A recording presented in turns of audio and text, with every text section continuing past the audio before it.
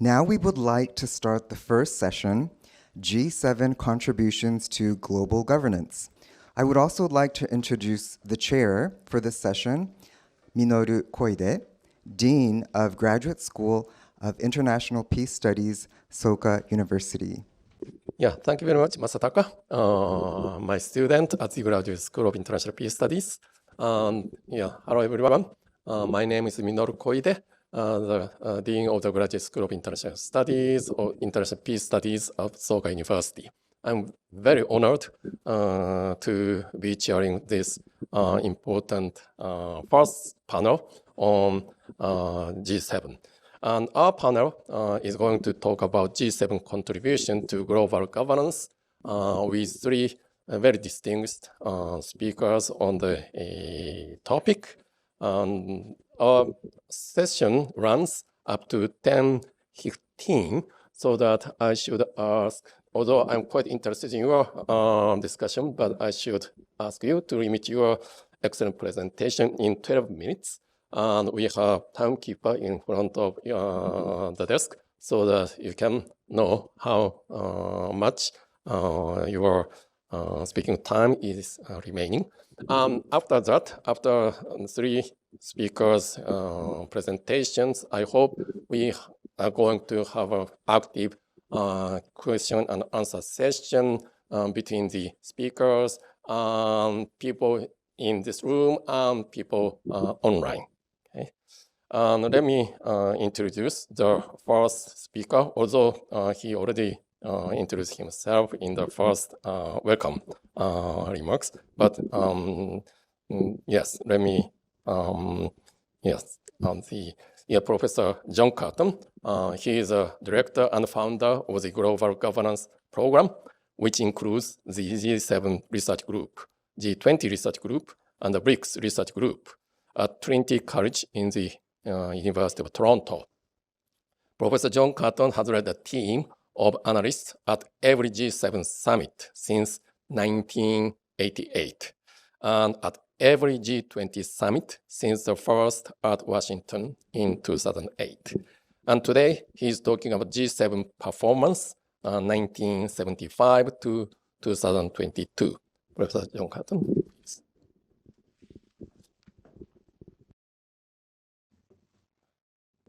Thank you very much. Since its start in 1975, the Group of 7 major market democracies has had a growing presence, performance, and positive impact in the world, which soared to new heights last year. During this time, the G7 has made an outstanding contribution to the institutional platforms and governance performance on nuclear nonproliferation and climate change. There are promising prospects for more progress at the Hiroshima summit in May. But to improve these prospects, G7 leaders should commit to meet more often, mount more ministerial meetings, add India incrementally, end fossil fuel subsidies now, shift subsidies to fully reliable emissions-free renewables, and nurture nature as carbon sinks. The G7 was formed in response to several shocks in the early 1970s that sent the democratic world into severe decline. In response, at the end of its first summit, with Japan present outside Paris in November 1975, its leaders' communique defined the group's distinctive mission: to protect within their own countries and to promote globally the values of open democracy, human rights, and social advance. Since then, the G7 has had impressive institutional growth.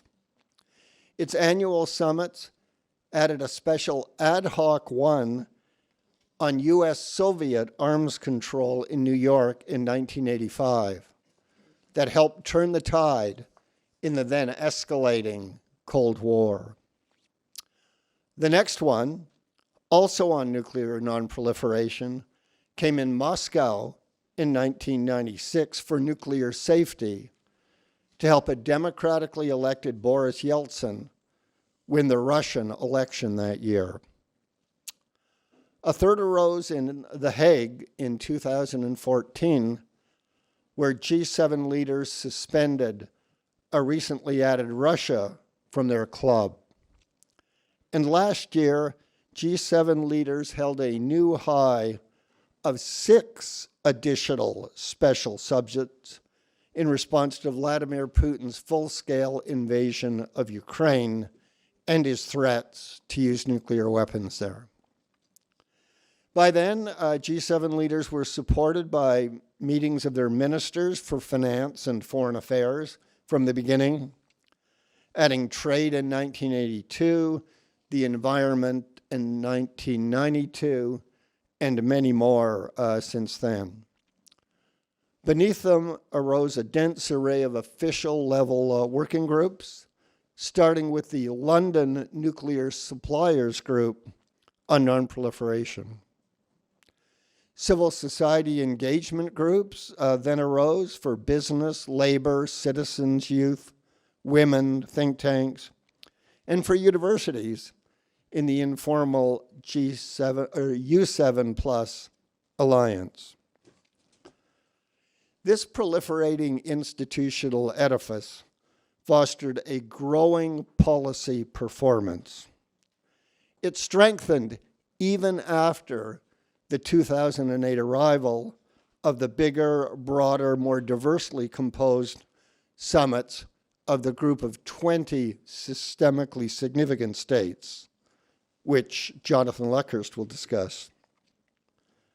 The G7 summit uniquely has a perfect attendance record. All leaders always come.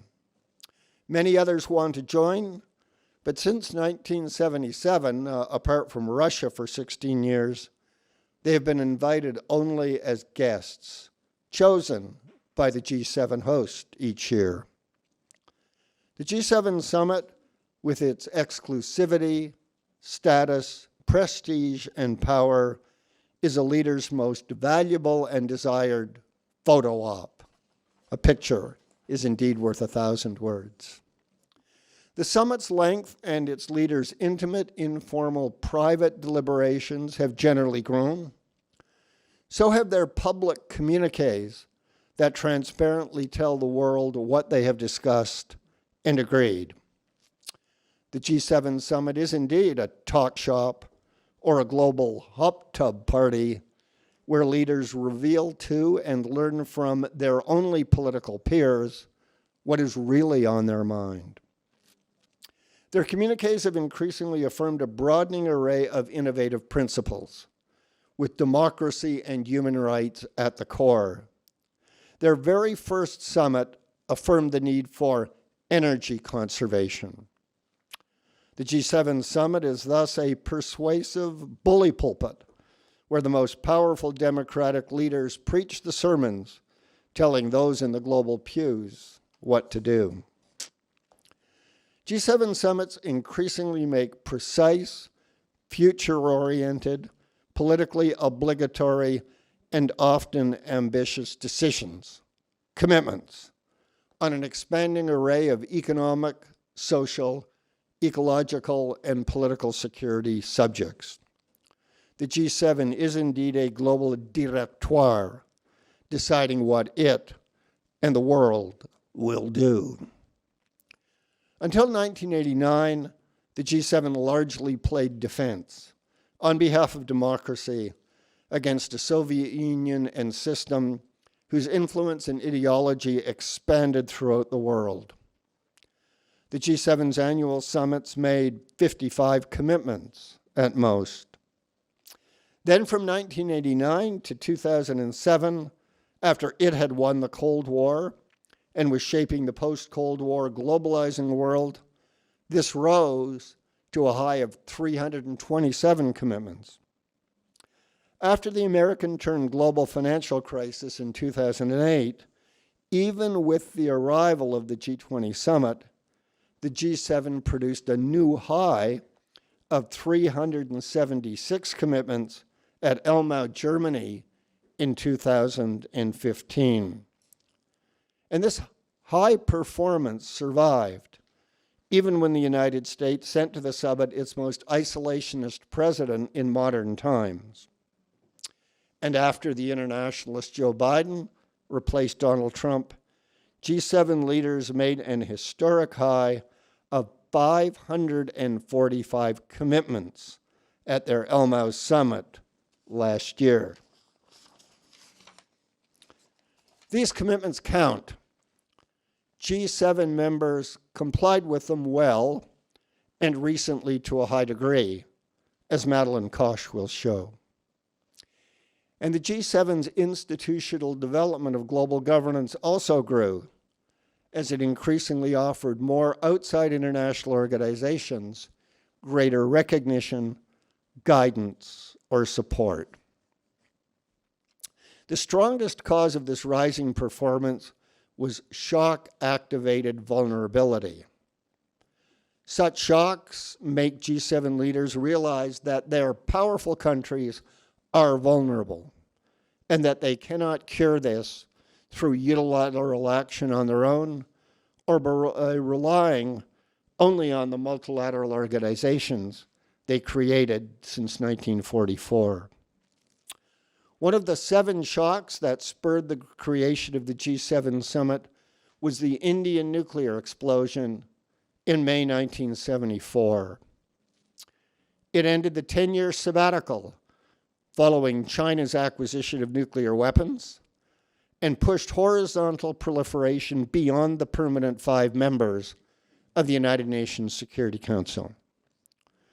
The horrified leaders of the United States and Canada, whose countries had long supplied democratic, developing India, the India of Nehru and Gandhi, with nuclear materials for peaceful civilian use, were supported by an anti-nuclear committed Japan, Germany, and Italy to quickly overcome the resistance of a nuclear weapons committed France, which generally wanted security only done by the United Nations Security Permanent 5, where of course it had a veto.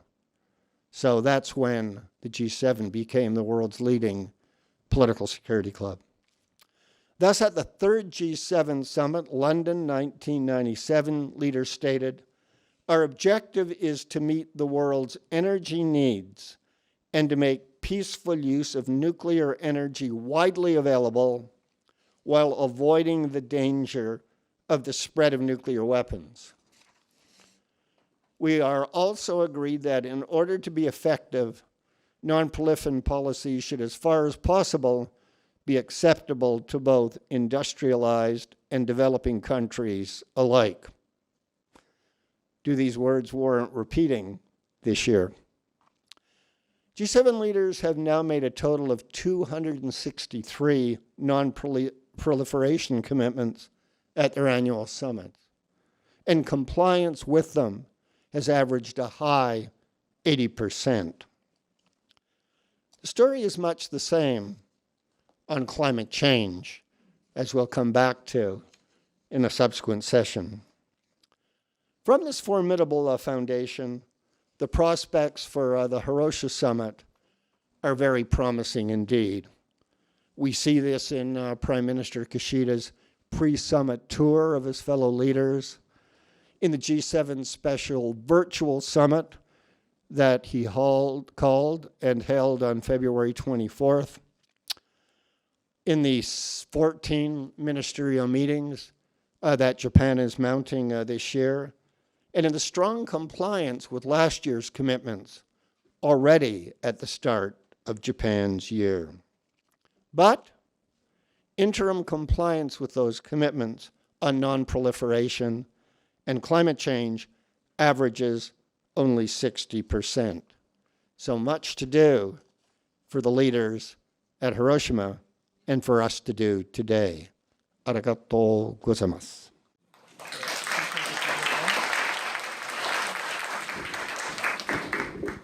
Thank you very much, Professor Kirton, for your very strict compliance with the time limit. Thank you. And our next speaker, distinguished speaker, Ms. Madeline Koch from G7 Research Group. Ms. Madeline Koch is the executive director of the G7 Research Group, the G20 Research Group, and the BRICS Research Group. All based at the same institute with Professor Kirton, Trinity College in the University of Toronto. She is co-editor with John Kirton of the series of publications on the G7 and G20. She is going to talk about G7 compliance since 1975. Thank you. Thank you. When the G7 leaders meet at their annual summits, they make many promises. If these democratically elected leaders do not keep those promises, then the summit is only a photo opportunity or a talking shop. This may be useful for developing relationships and exchanging experiences, as John said, but it does not propel progress on the pressing issues on the G7 agenda. In 1996, the G7 Research Group began assessing G7 members' compliance with commitments made at each summit. These annual reports began as an attempt to shed light on the effectiveness of this group of wealthy, industrialized countries whose leaders meet behind closed doors and who issue declarations whose impacts extend far beyond their borders. We review the summit documents to identify commitments which are statements of what the leaders' members promise to do. A summit can produce hundreds of these commitments. So we select around 20 that reflect the summit's key priorities and the issues the G7 regularly addresses.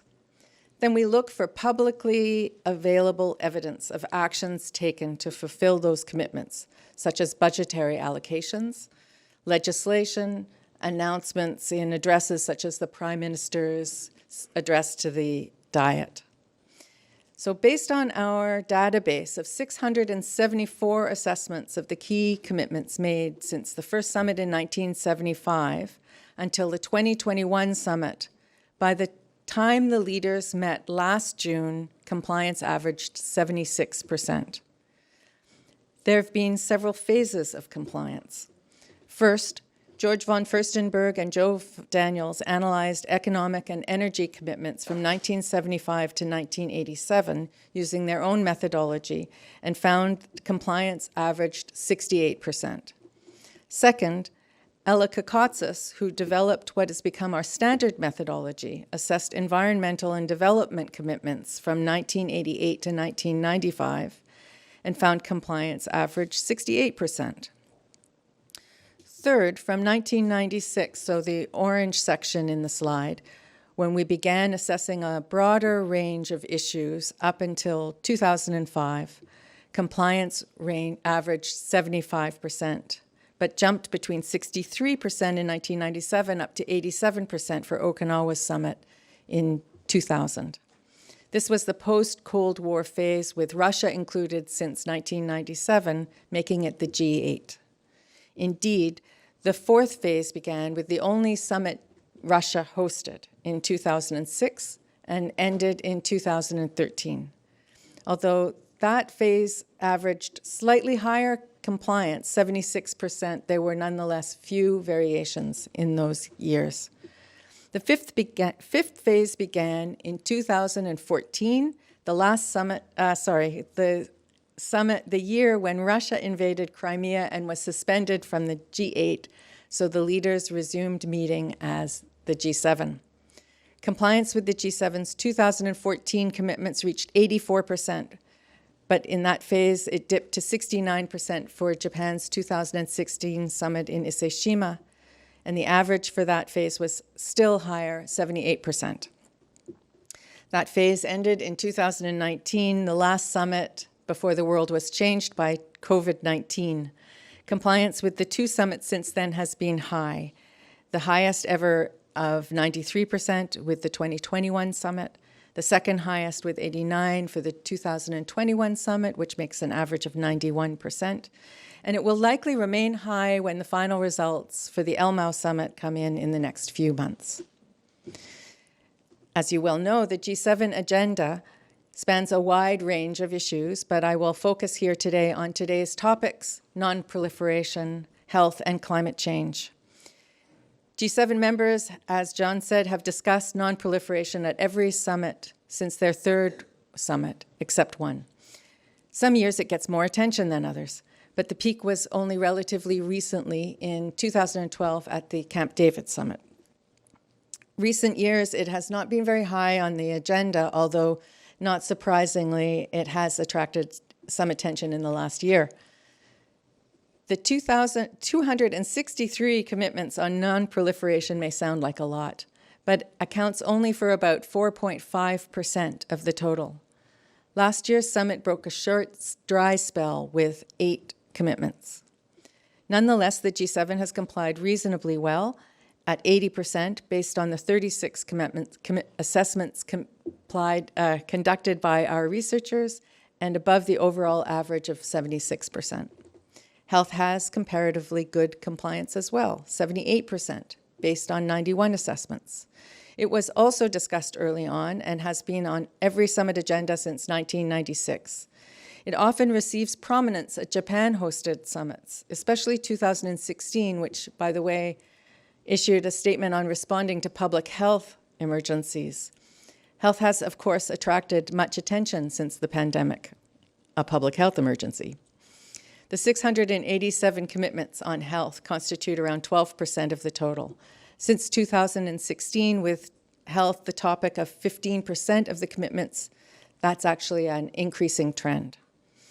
On climate change, which Ella will address in more detail this afternoon, despite the growing urgency of the climate crisis, the G7 has made only 487 commitments, or 7%. The somewhat low average of 74% compliance is based on 99 assessments and perhaps reflects members' sometimes differing approaches on how to respond to climate change. The top chart here shows every member's compliance for all 6 phases of G7 history. Over time, you can see the European Union has typically performed very well, followed by the United Kingdom and Canada. The United States is in the middle. Japan's compliance has usually been below average, although it has spiked several times, notably in 1999 and 2000, and in 2009, which could be related to Japan hosting the Okinawa Summit in 2000 and the Hokkaido Toyako Summit in 2008. However, its hosting does not explain the exceptionally low compliance for the Ise-Shima Summit in 2016. Our researchers are monitoring compliance with 21 of the 575 commitments made last year. They found compliance as of January 6th was already 85%. This is tracking well for maintaining the high trend recently in compliance. This is likely due to the group's response to the ongoing pandemic and Russia's war. Another contributor is the absence of former U.S. President Donald Trump, as for most of his presidency, the United States had its lowest compliance, 55% for 2017 and 58% for 2019. The Elmau commitments have already achieved commitments that have already achieved perfect compliance are on Ukraine, energy security, and macroeconomic growth. But as you can see, the ones on non-proliferation, climate, and health are still tracking low. So is Japan's compliance. However, this is not unusual, as the interim compliance report is a snapshot of progress around the time the presidency shifts from one host to the next. So as the Hiroshima summit draws closer, members will take more action to fulfill their obligations from Elmau, and so we can expect higher scores on many issues.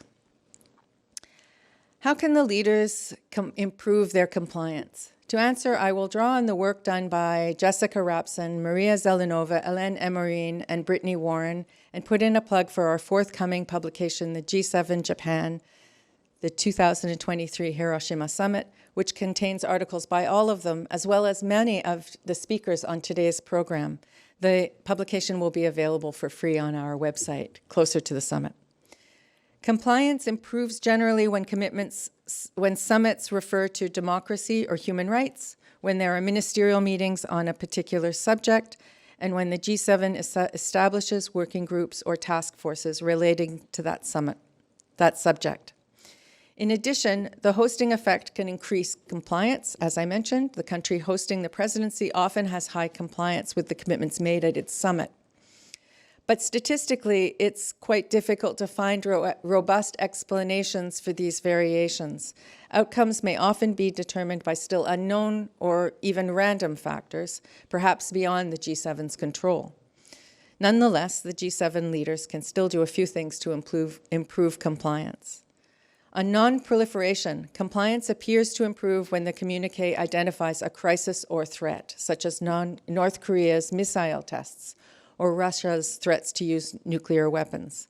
In 2017, when the G7 called nuclear proliferation a new level of threat, compliance improved that year and the next.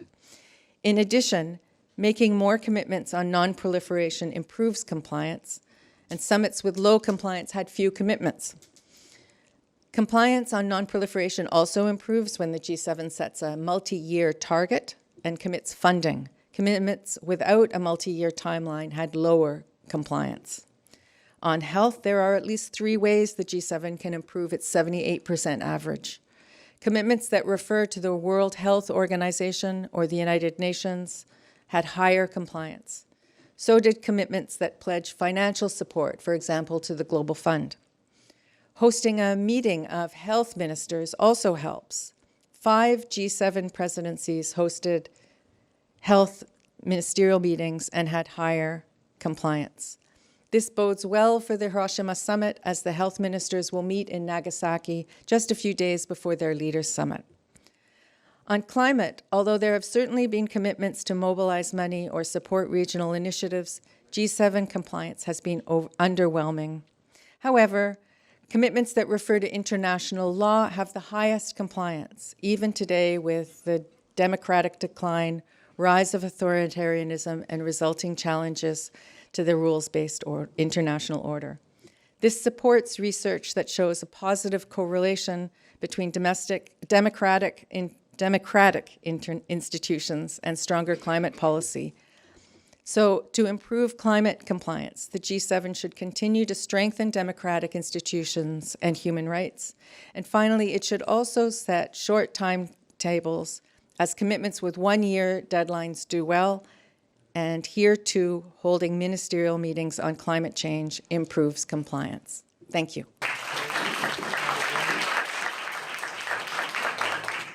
Thank you very much, Madeline.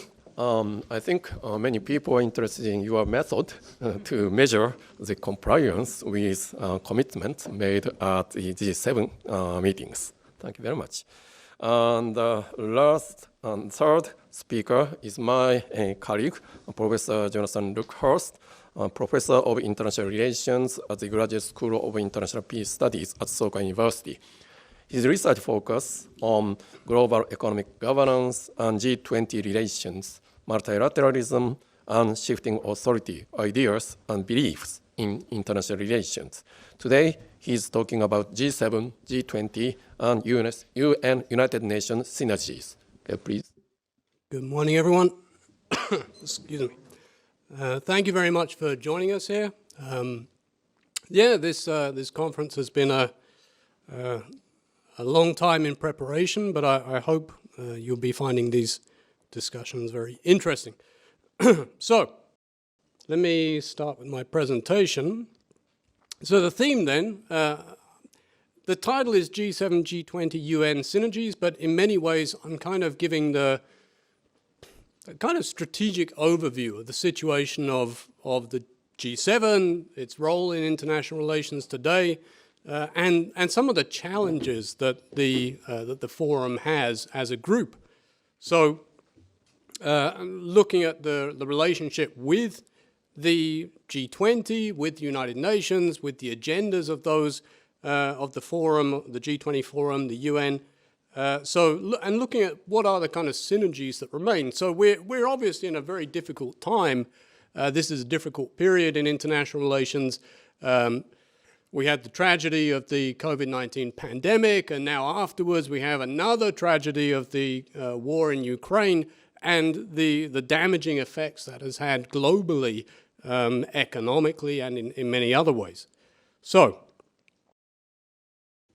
to introduce then my topic, I mean, my focus then, as I said, is looking at this broad context today, but obviously there is some broader context leading up to this period. And I think in many ways perhaps we can see some of the storm clouds beginning to gather back in 2008 with the global financial crisis, and that brought some significant changes in international relations, and I think in many ways kind of overshadowed the world in many ways over the past decade. Economically, it suppressed growth, it brought political changes, some of them quite problematical.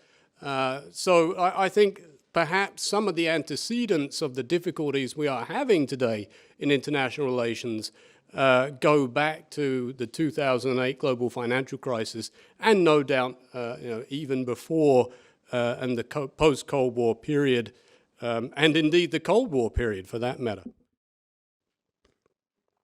So one thing to note, in 2008, there was a kind of shift in the role of the G7. The G20 became elevated to a leader-level forum, and at that point, shortly afterwards, in 2009, in fact, at the September Pittsburgh summit of the G20, there was an agreement that the G20, from that point forward, would be the main focus for international cooperation on economic issues amongst its members. So basically, that kind of relegated to some extent the role of the G7 as an economic focus club, and they kind of put the focus on the G20 in managing global economic issues from that point forward.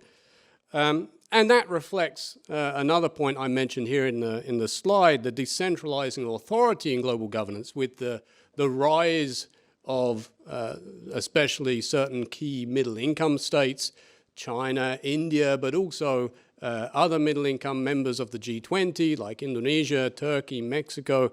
But in that context, the G7 continues to function and plays, sometimes arguably acts as a kind of caucus within the G20, as indeed do the BRICS, arguably, another group within the G20, those including obviously China and Russia.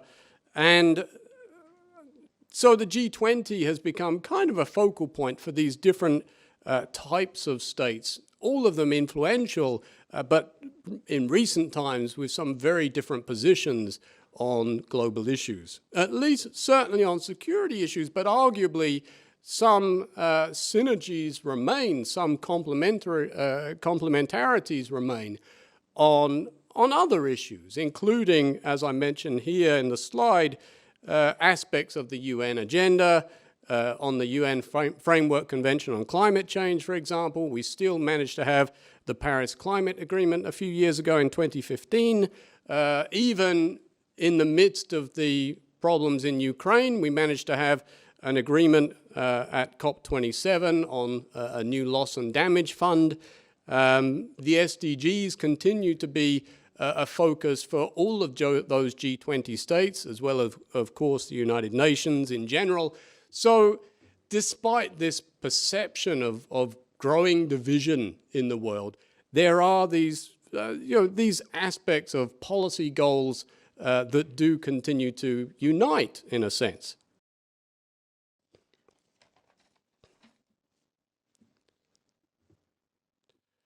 So I'd like to lay out, again, I don't want to be too pessimistic. The world is in a difficult time, but we have had difficult times in the past. We got through them. Obviously, we're still around today despite some of the traumas of the past, and hopefully, despite the risk of nuclear conflagration, which is one of the themes of this conference, hopefully these existential threats will be contained and there will be a brighter future. I'm not famous for being an optimist, I don't think, but I'll try and be a little bit optimistic in that sense. And indeed, some of the changes that we've seen in international relations since the global financial crisis haven't all been bad. As I mentioned in the slide here, one scholar, Amitav Acharya, talks about the concept of a multiplex world in the contemporary international relations, suggesting that actually we've moved away from a world dominated by one vision, the old Washington consensus approach, the role of the United States and liberalization in that sense, and perhaps in today's world, as Acharya suggests, we have different things happening at the same time. We have different options, different regional options in terms of the European Union, ASEAN, different forms of cooperation regionally, but also different, even different beliefs, different ideologies, some would say. You've got state-led socialism or capitalism in China. You've got obviously the continuation of American-style capitalism and various options in between. So perhaps that isn't necessarily a bad thing to have these different approaches to economic management, but it brings challenges. There are continuing disparities in wealth between the global north and the global south, and we in the global north should not forget those challenges in the global south. And the world looks quite different if you are in Africa or parts of Latin America or indeed other parts of Asia. The world doesn't necessarily, isn't necessarily going in the right direction in some countries. And indeed, even within the G7 countries, there are challenges of a political nature, the rise of populism in recent years, which arguably, I don't want to get into this topic too much, but perhaps undermine the response to the COVID-19 pandemic globally as well as in individual states, and perhaps has caused more frictions between liberal democracies, even between the G7 countries at times in recent years, particularly, I would say, during the Trump administration, and also obviously problems in my own country related to Brexit and the link between Brexit and populism in that sense as well. So there have been a lot of challenges in recent years. But I think the war in Ukraine has really brought to mind and brought the attention of the G7 countries to a kind of understanding that actually they do still have some strong bonds. In fact, in many ways, perhaps the war in Ukraine has kind of consolidated that unity of purpose between the G7 countries.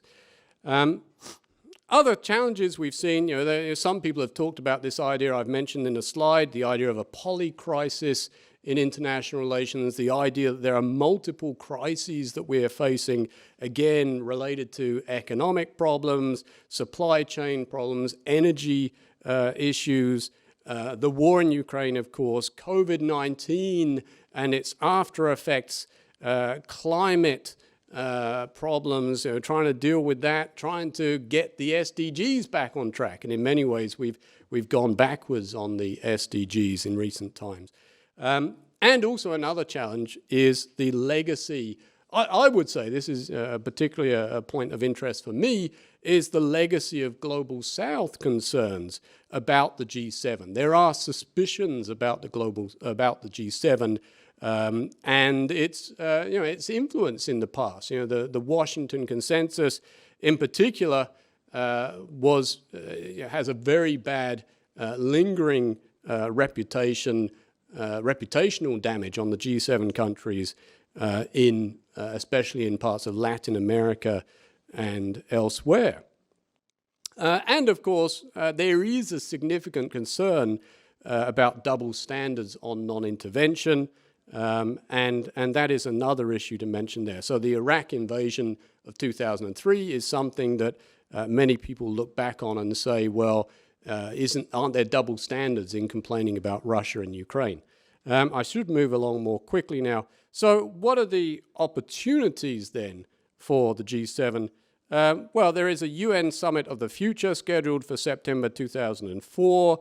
That is something that it's meant to be a kind of rethinking of the role of the United Nations, how we can deal with things like the kind of post-SDG agenda, managing outer space and things like this.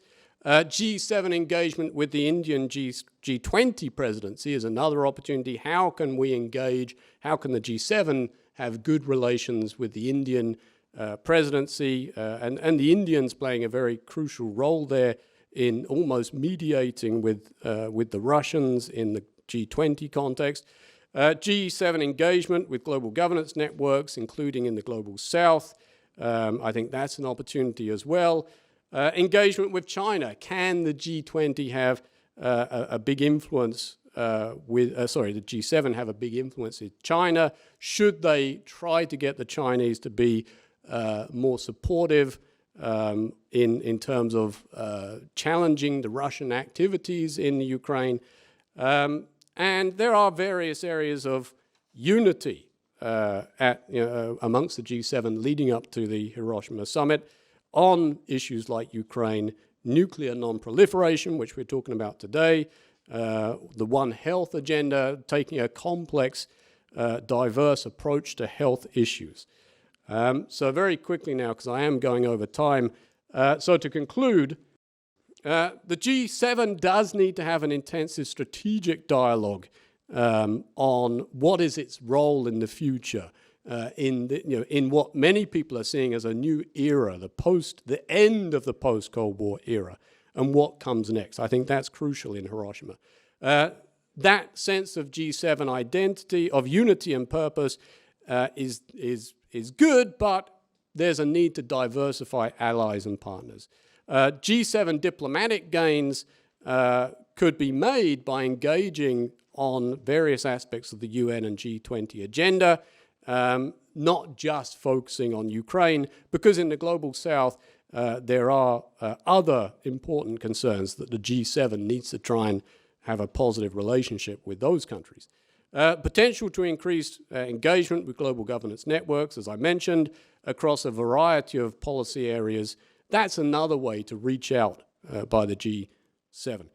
So despite challenges, then, G7, G20, UN agenda issues do include some synergies between those, between all of those countries. So hopefully that can help to cement their relationships and sustain their relationships despite the strategic tensions that we have.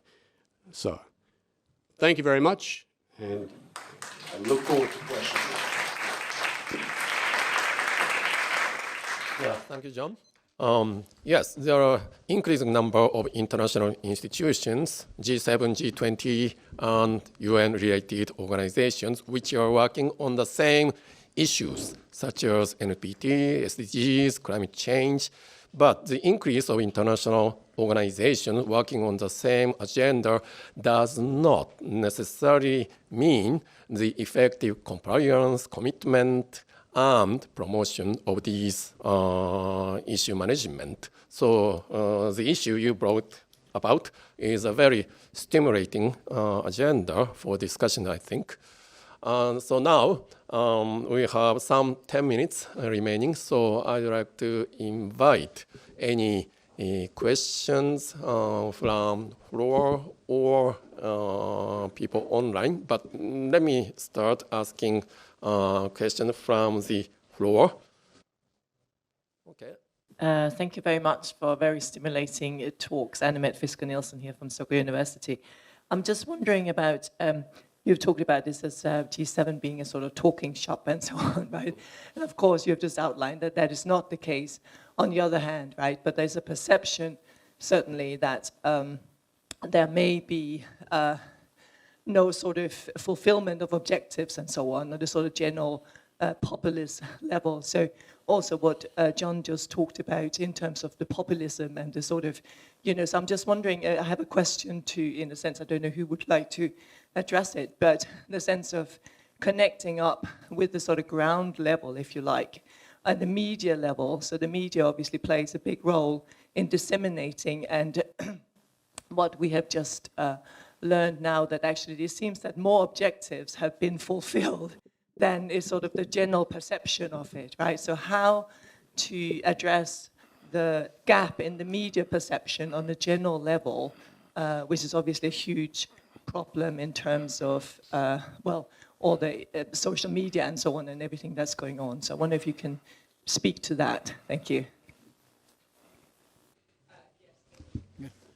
Thank you very much. Great questions there. First, a talking shop is a good thing. Surely it is a good thing that our leaders speak face to face to each other. And I lived through the new Cold War, 1980 to 85, when the leaders of the United States and Soviet Union basically didn't talk face to face each other until I think it was the Reykjavik. So that was very dangerous. Brought memories back of those of us who had lived through the Cuban Missile Crisis, and misperceptions, lack of understanding. Things can go badly wrong. So a good thing leaders can talk, which is why we should have even longer summits than some of the short ones that have appeared in the G7 histories. Populism. I think it's a good thing that we've had an increase in the engagement groups. Now, the business seven, I don't think most people think those folks are populists, but when you get down to civil society and the youth seven, they can be on the streets or the classrooms engaged, and there's a place for them. Even the new University 7+ Alliance, an informal engagement group, it's really, most of us at universities aren't professors, they're the students, right? So they now have a place in the club. The G7 has faced rising populism of the sort we, I think, worry about now. Genoa 2001, I guess, is the high point or the low point of a deadly populist uprising in response to the appeal, another world is possible. As for the media, much can be said, and we go as members of the media every week to every summit. But if G7 leaders get it right, and the now much maligned Tony Blair did it at the Glen Eagles summit in 2005, going into that summit, the media was, as always, shall we say, highly skeptical, some might say cynical. But day by day as you went through it, they turned around, and the media at the end applauded the summit for all the good that it did, amongst other things, debt, aid, trade, and HIV, AIDS to global health, right? It did it primarily not for itself. It did it for what we now call the Global South, with Africa at the core. So a lot of challenges, but the G7 leaders have done it in the past, and they can do it again. And I think they've got some idea how. May I just I actually don't have a very good answer for you either.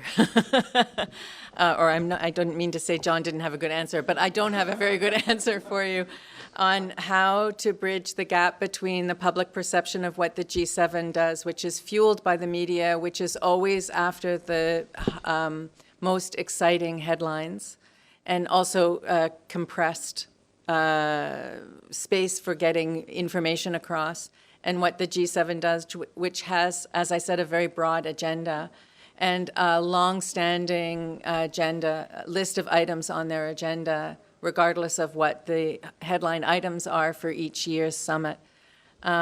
We notice this at the summits when we go to the media center, that the media does focus very closely on whatever the hot button issue is, and there's often a perception that the summit is hijacked by an issue.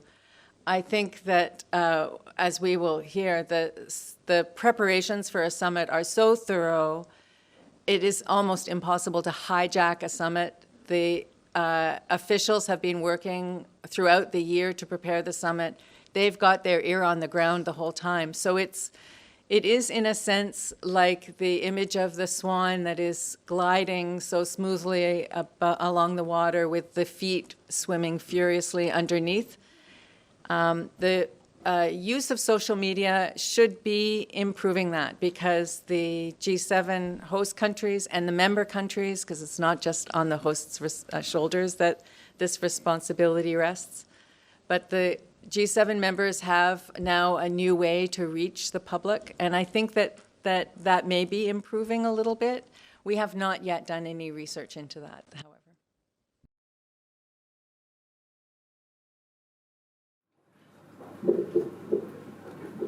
Yes, one more question. Yes. Thank you very much for your great presentations. I'd like to pose questions to Professor Madeline about the definition of this compliance rate. It's quite fascinating, but I would like to know more in detail about the methodology applied and who really set up this compliance standard. I think that's really determine all the rate. If you set the lower standard, achievement rate should be very high. If we set a very challenging target, compliance rate should be very low. So I would like to know the kind of arts behind. Mm-hmm. Right, thank you. Mm-hmm. We use a 3-point, so first, as I said, we have to rely on publicly available information, because part of the impetus for doing this research was to enhance transparency about this otherwise opaque process, because the G7, as I said, meets behind closed doors. No one is in the room with the G7 leaders. Sometimes officials are in the room with the G7 leaders, but sometimes they are not. So it's a very private activity. And the only real information that the outside world has is the documents that the summit issues and whatever statements are made at the press conferences after the summit. So that's why we rely on both the outcome documents, which we examine for commitments, and then the publicly available information, because if this institution is going to be valuable for the world at large, its work has to be seen. And when we review the commitments, when we choose the commitments that we will assess for compliance, we choose commitments that contain very specific elements so that we can measure. So they have to be forward-looking. They have to be discrete, self-contained expressions of intent that the leaders express in order to fulfill their commitment. They have to be collectively agreed, so it has to be this is already, the statements are already, the documents themselves are already collectively agreed for the most part. And then, as I said, we review all of the actions that we can find evidence of. And then we give them a 3-point scale. So first we identify, our analysts identify what constitutes compliance, what constitutes partial compliance, and what constitutes no compliance, because it's a 3-point scale. So it's +1 for full compliance. It's quite simple, but it's complicated. It's -1 for no action taken or action that contravenes the intended commitment. And then 0 for either a work in progress because it's ongoing or kind of status quo. And then we calculate a scientific score, which we then convert to the percentages that I was referring to. Does that help a little bit? Yeah, okay. I mean, John can also perhaps explain a bit more too, because he's been doing it a little longer than I have. We send it out for stakeholder feedback to, well over 2,000 people, including the Sherpa teams in the G7 governance. And we do that for the interim compliance report and for the final one before we incorporate their relevant feedback. So, have we missed anything? And very valuable feedback, and we're delighted for those who have the time to actually contribute, because they're very busy producing the real summit in the case of the host and stakeholders in the host countries. I worry constantly that in the case of Japan, Madeline, I think, mentioned the Hiroshima summit in its score. We have too few native Japanese speakers at the University of Toronto. We have some. So we do need more native Japanese speakers in Japan or elsewhere to join our compliance monitoring group. But I think we know enough about Japan now and have enough friends, including with offices and the press clubs in Tokyo, that it's not a methodological imperfection that generates that score, but boy, we do worry about it all the time. And in the case of the G20, I guess, we do better on Arabic speakers. So Saudi Arabia, which ranks low in compliance there, I don't think it's that we can't read Arabic. It's more that they don't publish the stuff we need in Arabic, right? But then, of course, non-democratic governments, right, perhaps have a less instinctive approach to transparency than the G7 ones do. Okay, thank you very much. I was allowed to go a little bit beyond because our starting time was a little late. So let me have a question from the younger student generation. Okay. Yes. This is going to be the last question. Okay, thank you very much for your insightful presentation. I'm Daiki Mai, studying at Waseda University. I have a question. My apologies in advance. This is not a well-established, very basic question, but sometimes head of state take turns unexpectedly and quickly, dramatically. And however, G7 has to welcome those different varieties of leaders. And for example, Biden and Trump are notably consecutive different presidents. And also in 2000s, in Japan, we have our new prime minister each year, which was a shame. But how does G7 manage to sustain their unity or their continuity despite of these kind of hectic replacement of leaders? This is my question.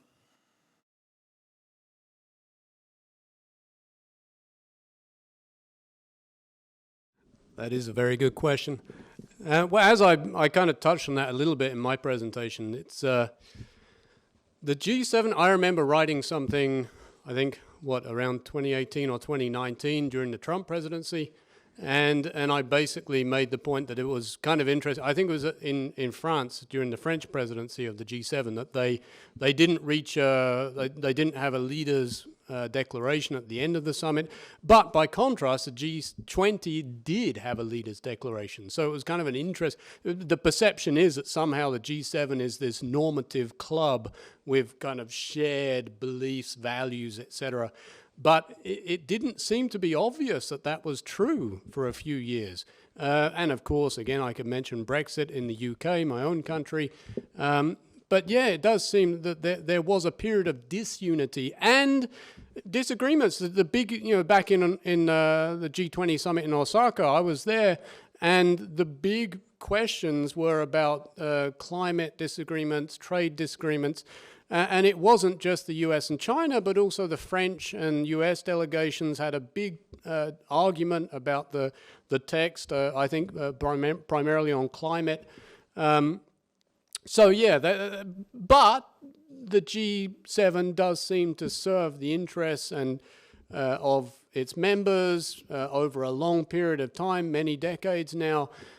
So somehow the club, kept going, even when some of the members, perhaps were not behaving well at all the times. But yes, it continues to persist, similar to the BRICS in a sense, that has continued to exist over the past decade, despite some tensions between BRICS members. So all of these so-called clubs have tensions at times based on political changes, but perhaps sometimes it serves the government's interests, even if they have disagreements, to maintain their membership. I guess that's why it keeps going. But you shouldn't see the G7 as a perfect club. At the moment, I think the conflict in Ukraine has really pushed them together as a group. So we are seeing more unity at the moment. If you'll permit me, two quick points. We do measure and have good data. If a country's leader makes a commitment at a summit, and then the country decides to have a leader on New Year's Eve, so does the new leader then comply with the commitments the old leader make? Overwhelmingly, the answer is yes, he or she does. So these commitments are instantly become national commitments rather than personal ones. And of course, we all remember Donald Trump, who is unique during his time as host, the only G7 leaders not to hold the regular annual scheduled summit. But we've had, towards that end of the spectrum, shall we say, unilateralist leaders. Back in the day, the rest of us worried about Ronald Reagan, right? And sort of a my way or the highway, even though Ronald Reagan was not like that at all. And interestingly, the one leader who threatened to destroy the summit, to walk out, was the French president, because the other leaders looked like they were going to go ahead and launch a new round of multilateral trade negotiations. But when he threatened that, walk out and not come back, the Japanese prime minister spoke and said, look, basically, I paraphrase, you guys from the Atlantic, you've got all these institutions, NATO and we're alone here in Asia. We really need the G7. If you care at all about us, you'll keep the G7 going. So there's other, perhaps more fundamental things than who the leaders is. In terms of rapidly rotating leaders,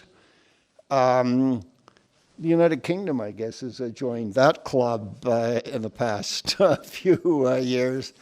And Italy seems to have dropped out of that club, right? But we'll have to wait and see. Yeah.